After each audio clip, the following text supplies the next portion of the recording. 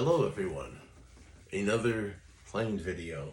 This one is another version of the F5. This one is a Norwegian, which had a service life, I gotta see on this thing here, 1966 to 2000.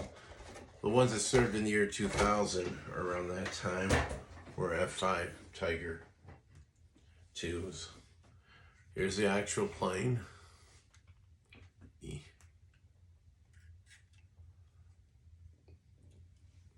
This one comes with wingtip missiles and kind of a cool paint job. Norwegian markings on the wings, on the tail. Instructions. No issues. Once you build one of these, they're actually pretty easy to build, all of them. Only confusing part with this one, could have used another silver piece there, but I have a gray piece, no biggie. But it basically, I mean, all the parts are there. The only other things besides the missiles is the very funky drop tank. I'm not going to add it on because it comes apart really easily. So basically, this was a lightweight fighter used by a NATO country. Norway was a member of NATO, and they use these for air defense in Norway. Like I said, they did pretty well, I guess. They used up to the year 2000, 24 years ago. They pulled them, retired them from service, but I mean, they served a long time. A lot of upgrades, probably the fire control systems, better mechanics for the cannon in the nose. It could probably carry like 6 air-to-air missiles. These planes all were in-air refuelable, so they could refuel them in air. So instead of carrying wingtip tanks like the American one that I built a couple weeks ago, this one can carry more in terms of defensive armament, offensive armament.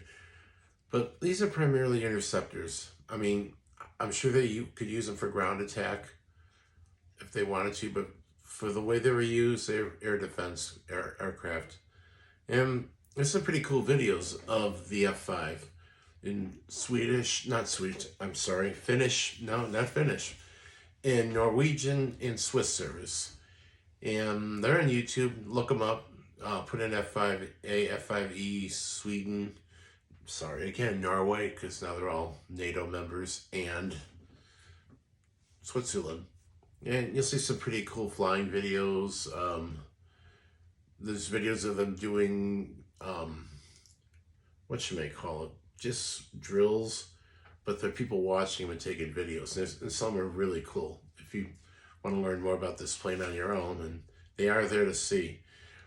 Overall, this plane served pretty well. Like I said, it was brought in with a lightweight fighter program that we had, and some of our NATO allies took a liking to the F5, like Norway, and adapted them to be used as fighters in their Air Force.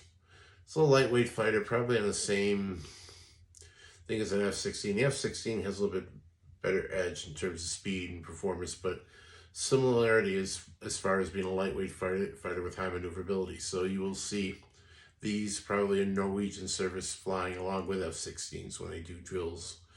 The Swiss videos are pretty cool. The Swiss videos are of this plane and the F-18 in Switzerland, but as Norway didn't use the F-18, they used the F-16 like other NATO allies, and this one was there serving along with it. Other comments? Nothing really. I mean, it's a half pilot. It's not a full pilot with legs. The canopy does not open. I mean, you could take it off to look inside, take them out. It's one where, like the Mirage fighters that they had in the Rafale, it goes into position, which is fine.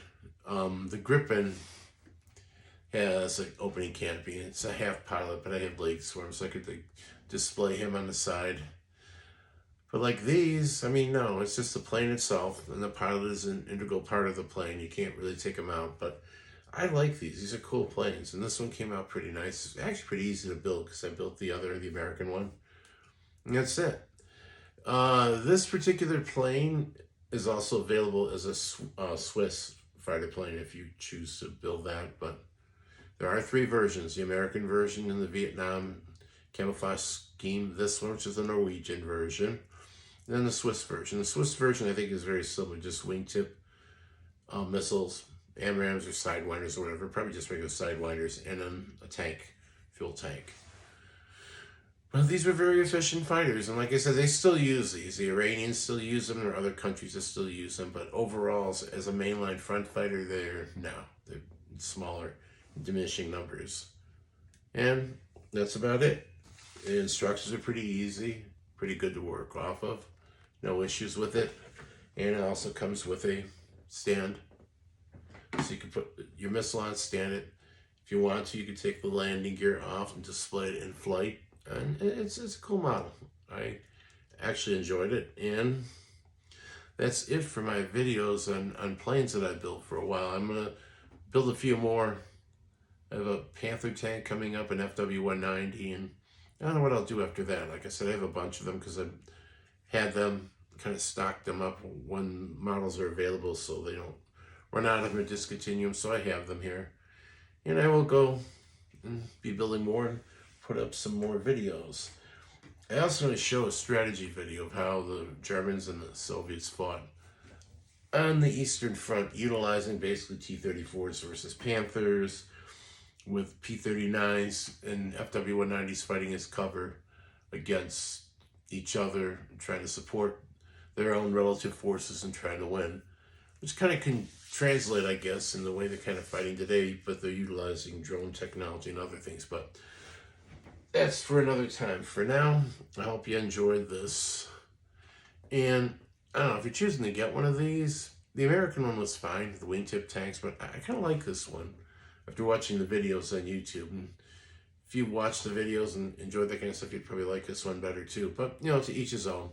So that's the F5A